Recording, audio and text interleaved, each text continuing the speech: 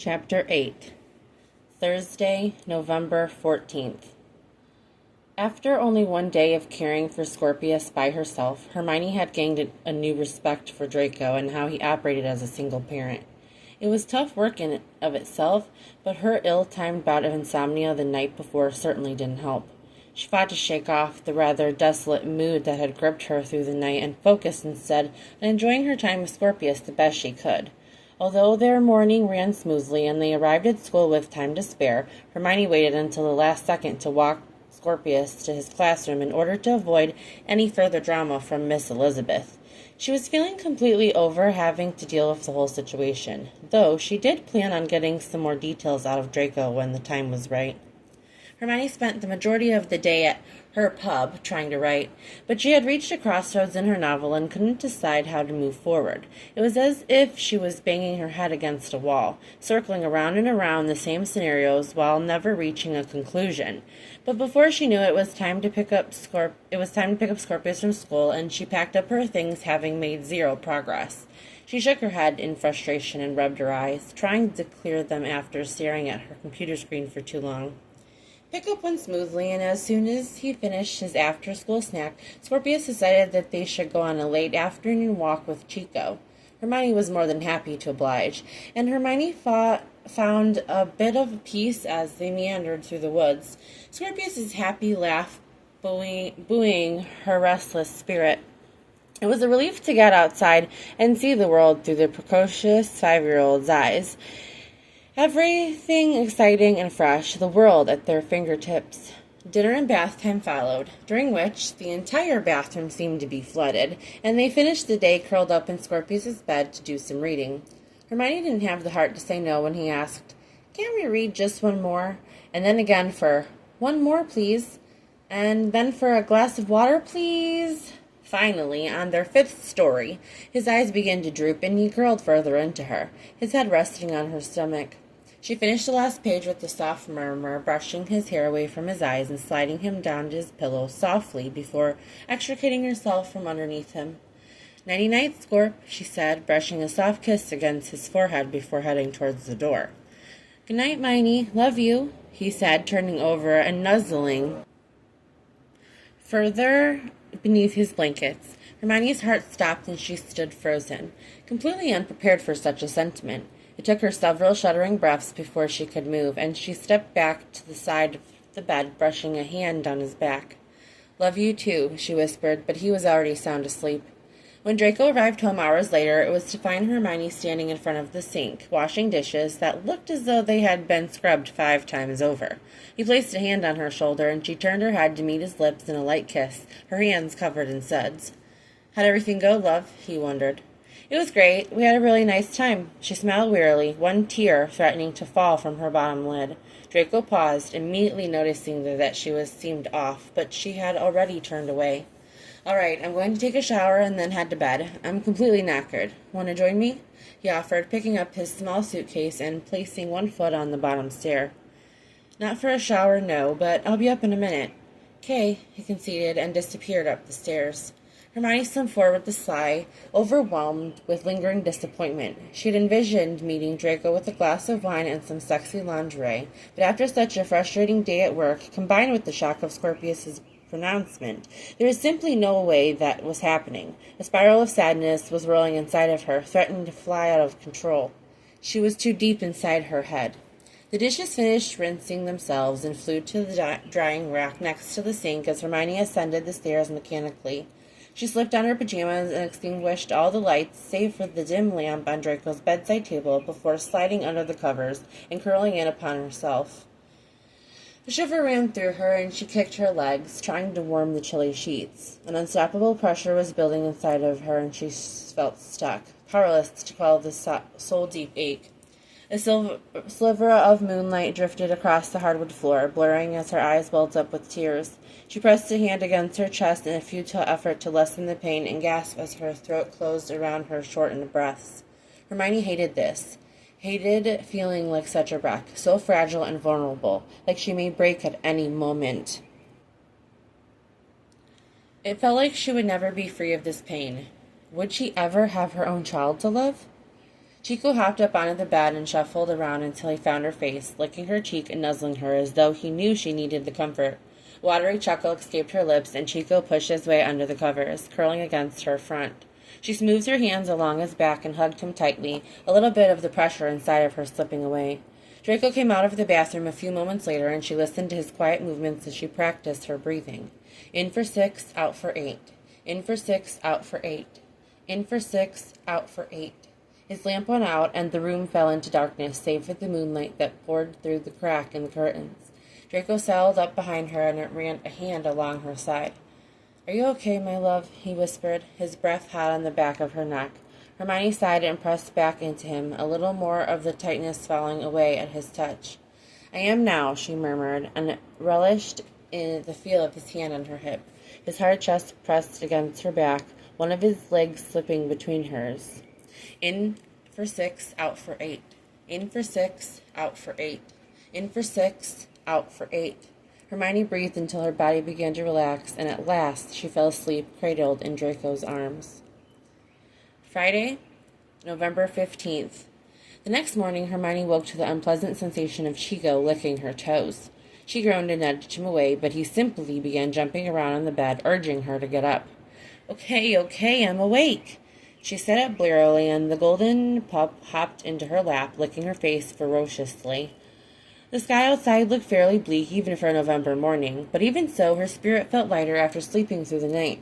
Hermione had just trekked down the stairs and started the coffee pot when Draco came home from dropping Scorpius off at school. "Hey, you don't have to go into the office today?" "Nope, I gave my team the day off after working so hard the last 3 days. And also because I wanted to spend the day with you," Draco said sweetly, grabbing her hand and pulling her towards the stairs. Hermione laughed, but pulled away, moving back to grab a mug and pouring herself a cup. "As happy as I am to hear that, I need some coffee.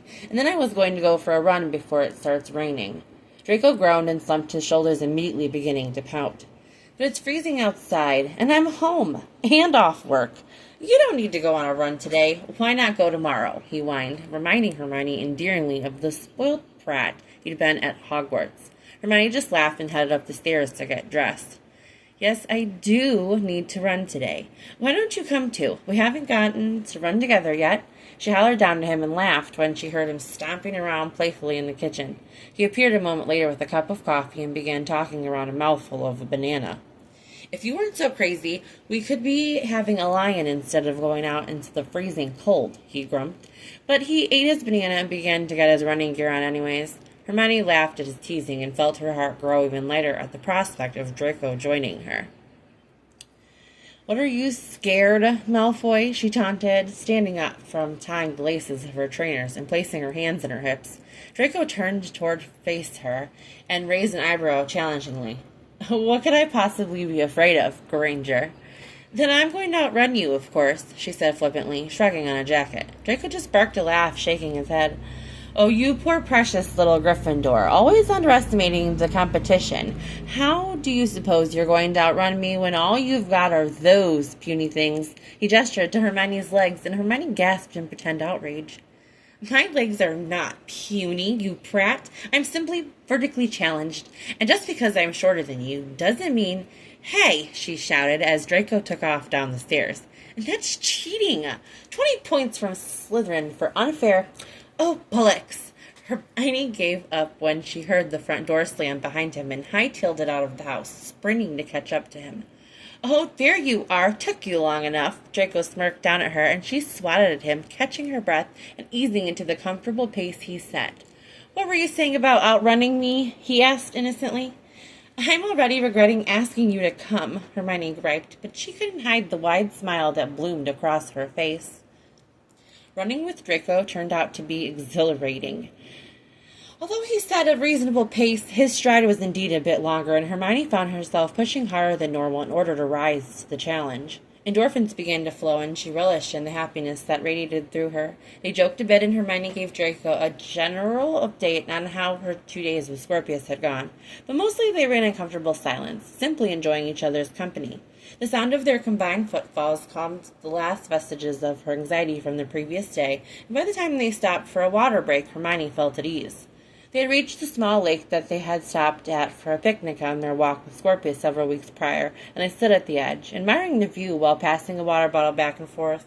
Hermione's mind was quieted as she stared out over the still waters, and she filled with an overwhelming gratitude. While she may never be completely healed from the trauma of the war, and she would certainly never be over the pain of miscarrying, she was learning to see that over time, things could get better. Her life would not remain in a state of bleak winter forever. Just as they were in view of the cottage, the sky opened up and they were caught in a deluge, wind whipping Hermione's hair around her face, leaves flying around them in a flurry. Hermione shrieked and laughed as Draco grabbed her hand and they sprinted together into the house. Their heartbeats beating wildly in time with each other. They rushed into the house and Hermione swung the door shut behind her, her laughter dying as Draco pinned her to the door and kissed her. Draco's calloused hands cupped her face, his thumbs pressing almost painfully into her jaw, his tongue sweeping through her mouth hotly, and she matched him with equal fervor. They broke apart after a long moment, their wet foreheads pressed tightly together, grinning as they caught their breath. Just as Draco leaned back in, Hermione pushed him away with a laugh and dashed up the stairs. Draco followed after her gaily, happy to see her so playful after her bout of melancholy the night before. "Beat ya," Hermione smirked when Draco found her in the master bathroom, the shower warming up as she slipped her trainers off and shrugged out of her jacket. "So you did." He stopped in the doorway and leaned against the frame to watch her as she stripped, trying to peel herself sexily out of her leggings, but nearly falling over in the process. Draco barked a laugh as she attempted to get her sweaty sports bra over her head, only to get stuck in it.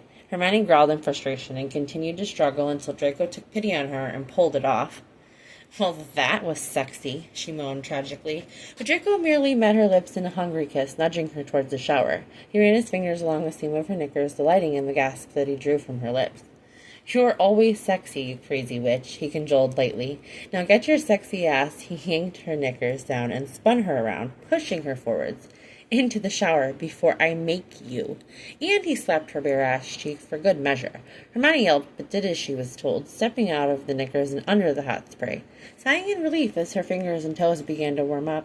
She parted the shower curtain and crooked a finger at him, appreciating the way his muscles rippled as he pulled the long sleeve over his head. He pushed down his joggers, and Hermione's heart sped up as she watched him spring free, already hard and ready for her. Draco met her eyes, and heat pooled in her stomach as he stepped into the shower and stalked forward, looming over her, a predator after his prey. Hermione backed up and gasped her back as her back met the cold tiles, his lips on hers in an instant. His hard body pressed tightly against hers, and Hermione's mind went blank, her body on fire beneath his capable hands. Several hours later, the two sat snuggled on the couch, bowls of hot soup in their hands, a fire in the hearth. The gale continued outside, and Hermione was quite glad for the opportunity to relax with Draco alone for the afternoon, before it was time to pick up Scorpius from school. "So are you ready to tell me what was on your mind last night?" Draco asked in between spoonfuls of soup. Hermione stilled and a lump grew in her throat. She pushed it down, deflecting the tension away from herself. "Are you ready to give me more details about Miss Elizabeth and her posse of angry moms?" Draco choked a bit, trying to swallow, and Hermione grinned triumphantly at having caught him off guard. "You were such a ball-buster, Granger." Draco bit out with a groan. Hermione giggled, but was not going to be deterred. "Well, I deserve a little bit more of an explanation after the hounding I got from those twats." Draco laughed and nodded in reticence, setting his bowl down and turning to face her on the couch. "Did they say something that's made you concerned about me?" he asked, a knowing look in his eye. Hermione bit her lip, wondering if she was truly that transparent. "Am I that easy to read, or is there a reason I should be concerned?" She narrowed her eyes a bit at him, but Draco just met her squarely, having no reason to feel guilty. "I think that they were probably unhappy that I never called Elizabeth for a second date, although I was perfectly clear when we met that I wasn't looking for a relationship." Hermione set her bowl down as well, pausing for a moment as she thought back to her conversation with Elizabeth. "Yes, that is the impression I got. Elizabeth saw fit to warn me that you tire of women easily, and intimidated that I was much too common to be dating a Malfoy." Draco rolled his eyes, swiping a hand over his face in annoyance. "I'm sorry, babe. That's absolute bullocks. We slept together before either of us knew who the other was, and she was perfectly fine with our liaison being a one-time thing. It wasn't until Scorp's first day that I realized she was his teacher, and of course she caught wind of my surname, and it just went downhill from there. It turns out I've done some work with her father in the past, so she had an inkling about our wealth. I think she's been hoping I'd give her a call since she's Scorp's teacher, but she's not the sort I'd ever be interested in for anything long-term. Honestly, it's been a complete nightmare. Draco shook his head in exasperation over the whole thing. Hermione's heart ached for him as she realized that he had never been able to escape the consequences of his family's wealth even after he had transitioned to living in the Muggle world. "I'm sorry you've had to deal with that, Draco. It must have been hard." Draco met her eyes and smiled ruefully. "It is, but I've gotten used to it. I'm sorry that you're going to have to deal with it now, too. The way people act when they find out how wealthy I am." Draco shook his head. "It's always been that way, and it's one of the reasons I was such a shit to everyone at school." Hermione laughed. "I'm sure that most children in your position would have been the same." "You're probably right, although that doesn't excuse the behavior. It is one of the big reasons why I never thought I'd be in a relationship again after breaking up with Astoria, though. It's weird to come across someone who doesn't care about that, and I could never be with someone who was only interested in me for my money. I honestly wasn't even looking for a relationship, and I've always made that clear to the women I have seen since my divorce," he admitted to her. "So what changed then?" Hermione asked, silently begging for him to quell her fears that he would tire of her easily, or that she was too common. Draco scooched closer and took her face in his hands, his eyes twinkling, an intimate smile quirking his lips. "You came along, Hermione. That's what changed. Things have never felt right with anyone else, even with Astoria. I never felt like we really got each other, not like you and I do." Draco tucked a curl behind her ear, and Hermione's heart clenched almost painfully. "I might not have been looking for a relationship, but I can't tell you how glad I am that we ran into each other that day." Her eyes grew watery with emotion, and she nodded in agreement. "Me too, Draco," she said, a bit overwhelmed by his earnestness. This thing between them may still be new, but she knew in her heart that it was real. She leaned in, and Draco met her halfway in a burning kiss, his hot lips crushing hers as he cradled her head in his hands. Hermione nudged him backward and straddled his hips, her need to be close to him like a thirst that couldn't be quenched. Draco pulled back slightly, mumbling something against her mouth. She tore away in exasperation. "What?" she demanded, only to capture his lips again, laughing against his lips as he tried to speak. Finally, he got tired of battling her and pushed her down onto the couch, grabbing her arms and pinning them above her head. "You were trying to distract me again, woman." Hermione struggled against him, trying to pull him down with her feet. "I shared mine, now you share yours," he demanded. Hermione sighed and looked away. "It was a bunch of things, really." She huffed, annoyed that he had remembered his initial line of questioning after she had deflected the attention away from herself. "Just give me the list of what was wrong, and then I will fix everything for you," he teased, getting her to chuckle weakly. "Well, first of all, I'm completely stuck on my novel and can't figure out which direction to go in, and that confrontation with those women was completely awful. But home, Merlin, I did love getting to drive your car while you were gone. My car is totally ridiculous in comparison, but anyway, part of it was probably that I didn't sleep at all Wednesday night, so I was knackered by the time you got back from your trip, and..." Hermione gasped after blurting everything out in one breath before finishing softly.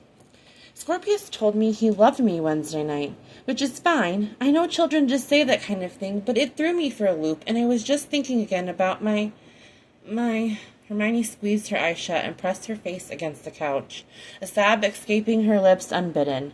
Draco released her arms and pulled her back up into his lap, and she covered her face with her hands, once again embarrassed to be so raw and vulnerable in front of him.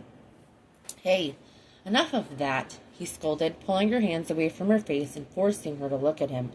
"Here's what we're going to do. I'm going to read your novel. No, don't shake your head at me. And help you figure out what direction to go in. And I truly am sorry that you had to deal with those crazy twats. But really, they mean nothing to me.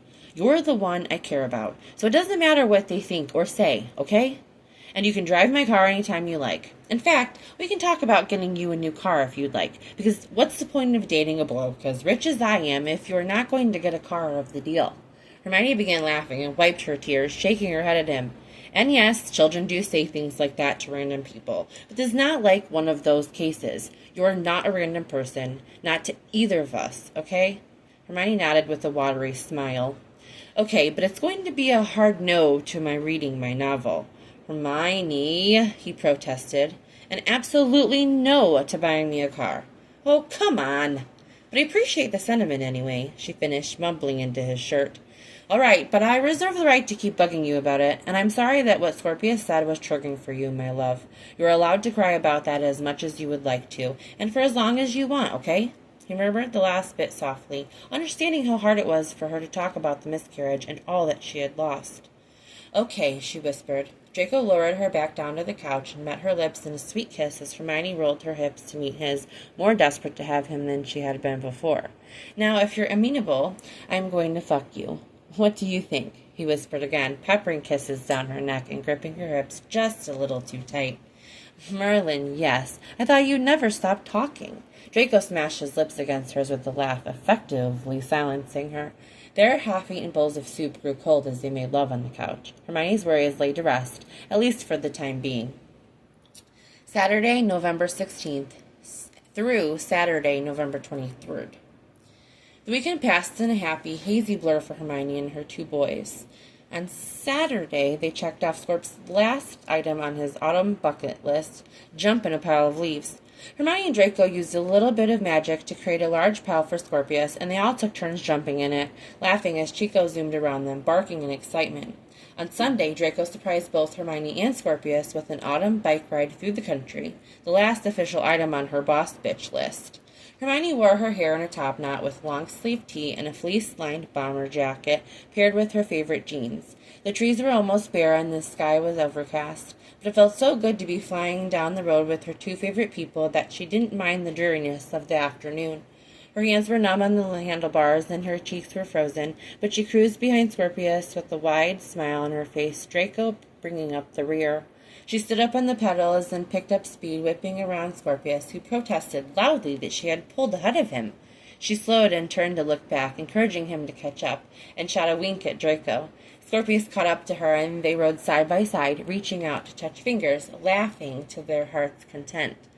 That night, when Hermione popped home to get some fresh clothes, she found two more missives from Ron on the porch that she promptly burned, this time without reading them. She wasn't going to waste any more of her time on him that she already had. Before heading back to Draco, she pulled the boss bitch list from the fridge and checked off the last item before tucking it away into her journal. Pride filling her chest at how far she had come. Her friends had been right. She had needed a holiday, and taking the time to mourn whilst also allowing herself to have some fun was exactly what she had needed to begin her recovery process. Two more missives arrived from Ron over the next couple days, this time delivered by Ron's owl directly to Draco's house. While the first letter conveniently came while Draco was busy putting Scorpius to bed, the second came during dinner the following day, which meant that Hermione was unable to hide it from Draco. When Hermione set it down on the table, with thinly veiled disgust, Draco realized who it must be from. He read it for her and assured her it was simply more of the same. Where are you? What are you doing? I need to know how you are, etc. Although Hermione insisted that she wasn't in any actual danger, she eventually agreed that Draco could add some additional protective wards to both their cottages, just in case. She wasn't entirely sure why she'd been trying to hide the situation from Draco, other than it just seemed like a bad idea for him to get involved in anything regarding her ex-husband. They kept their conversation fairly light since Scorpius was with them and went to bed without discussing it further. She could tell that Draco remained agitated about the situation, whether it was over her having withheld that Ron had continued to reach out to her, or that he was simply worried about her safety. She couldn't tell. Even so, there was no spiraling argument as there would have been between her and Ron. There was no yelling or screaming or hurtful words that couldn't be taken back. There was only a little stiffness, a bit of uncomfortable silence as they prepared for bed, and that was all. Once they had both climbed into bed and turned out their lights, Draco wrapped his arms around Hermione and pulled her close to his bare chest, just as he did every night. Despite not having read Ron's letter herself, their arrival inevitably triggered more nightmares. She spent the next several nights sprawled out on Draco's living room rug, sketching, possessed with the frenzied hope that if she just gave the memories a new place to live, they would stop filling her mind as she slept. more faces of the dead, more scenes of terror that she would never forget, no matter how hard she tried. Even since Draco's reappearance into her life, Hermione had begun to dream about some of the darker days she had lived through during her early years at Hogwarts, things she hadn't thought in of years, her escapades with Harry and Ron when they'd been a mere 12, 13, 14 years old, tinged with more fear and violence they had actually endured at the time. It was cathartic to transport things she had seen and experienced onto paper. It was emotionally exhausting work, but after each session, she fell into bed beside Draco, feeling as though she had purged something toxic from her bloodstream.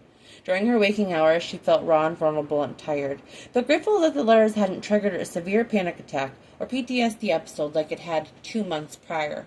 With each purge of memory, she felt herself growing stronger, and now amidst the terrors, she saw more and more images of her little girl with wild curls. Whether she was asleep or awake, it didn't matter.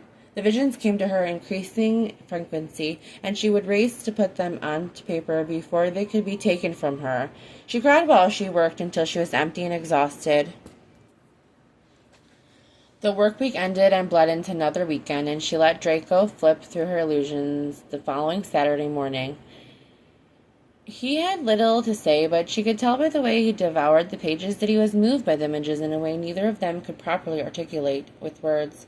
Draco asked after her novel during their late Saturday afternoon walk with Chico, which was quickly becoming a bit of a tradition for the three of them. "Are you finally going to let me read it? I can help you work out the plot." But Hermione brushed him off again, not ready to reveal the crossroads that had her stuck with the terrible case of writer's block.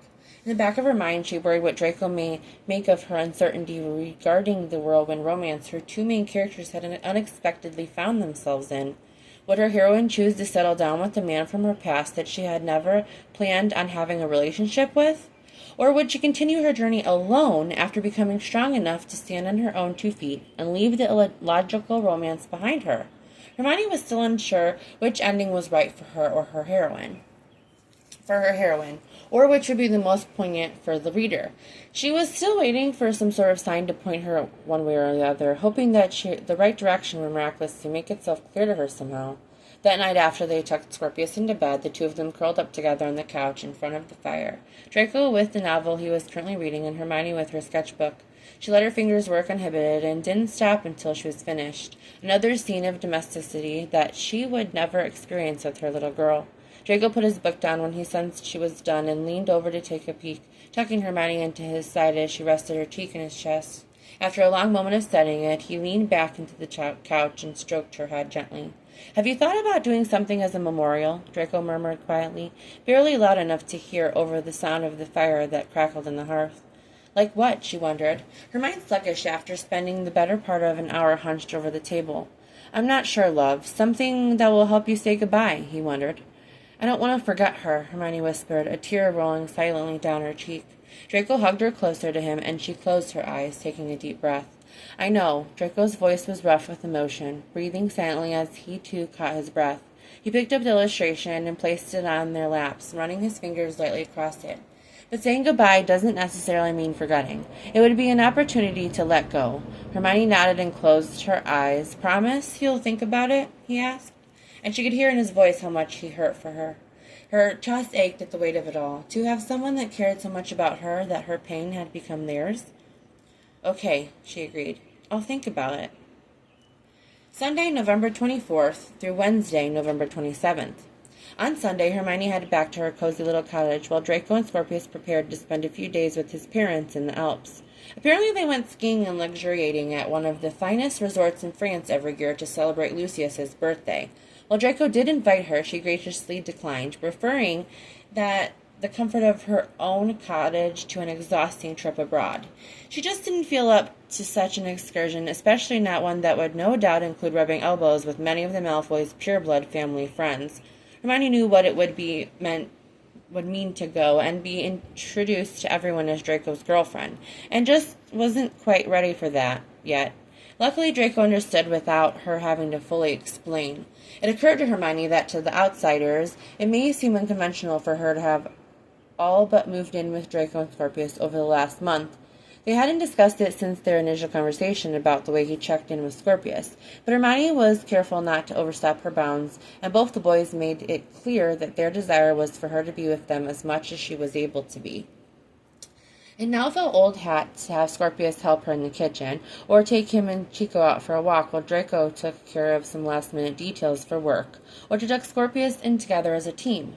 Hermione knew Scorpius's routine as well as Draco's disciplinary style and felt comfortable stepping in to help, which she could tell Draco appreciated immensely.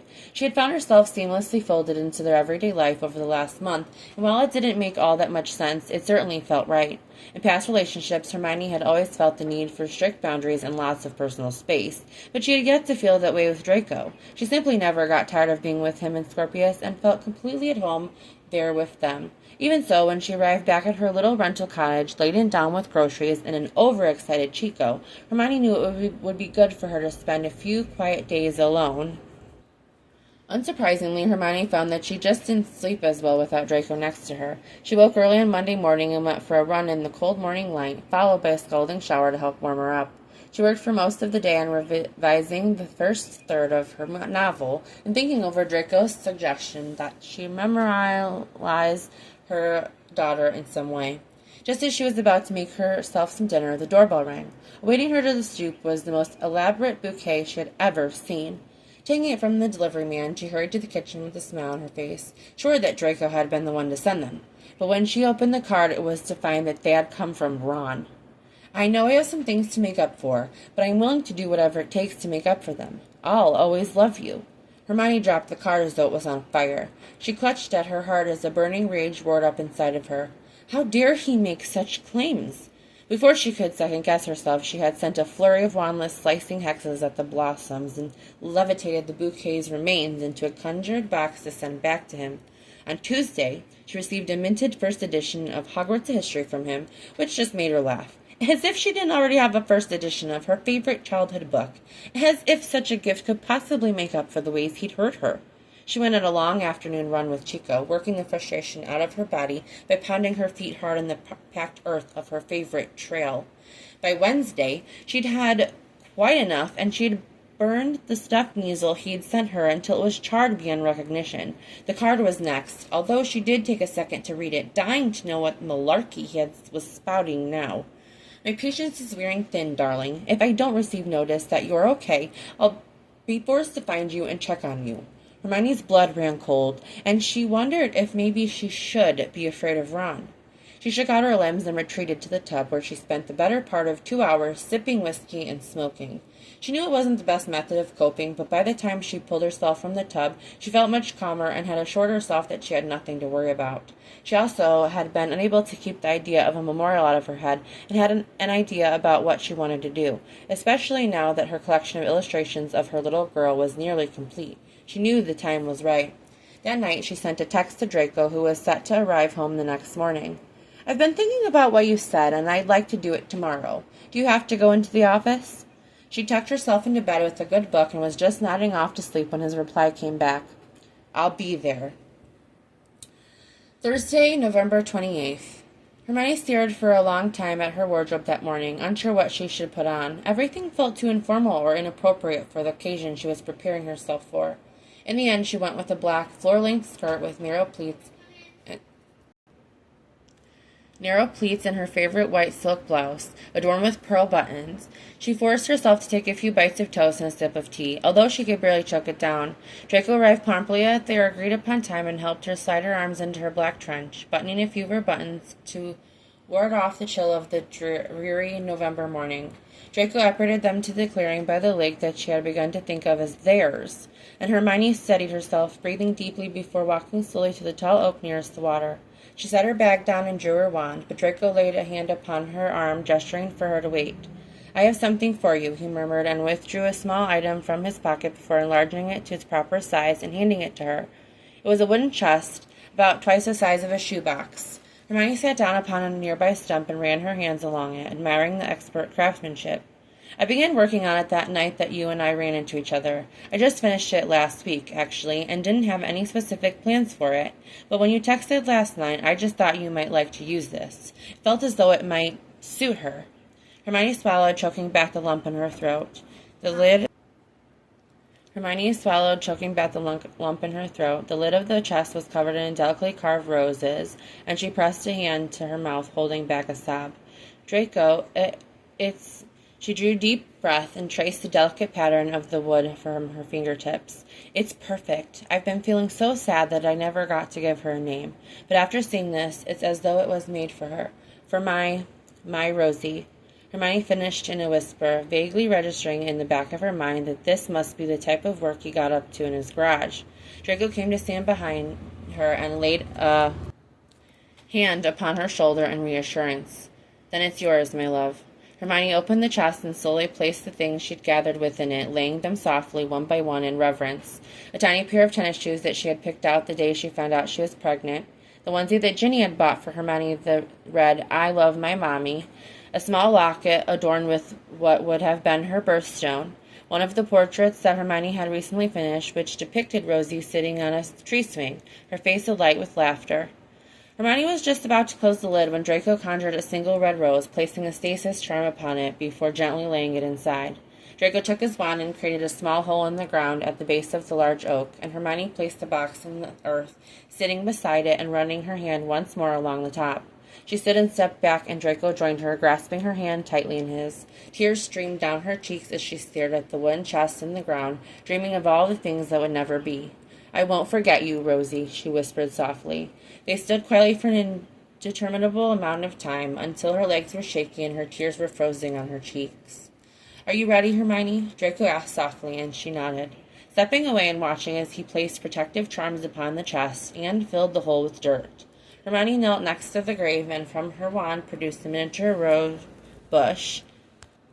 She dug her hands into the earth and planted the bush by hand, relishing the tangibility of the soil against her fingertips. With another wave of her wand, she etched a marker into the trunk of the large oak and protected it against the weather so that she could always return and remember her little girl with the wild curls.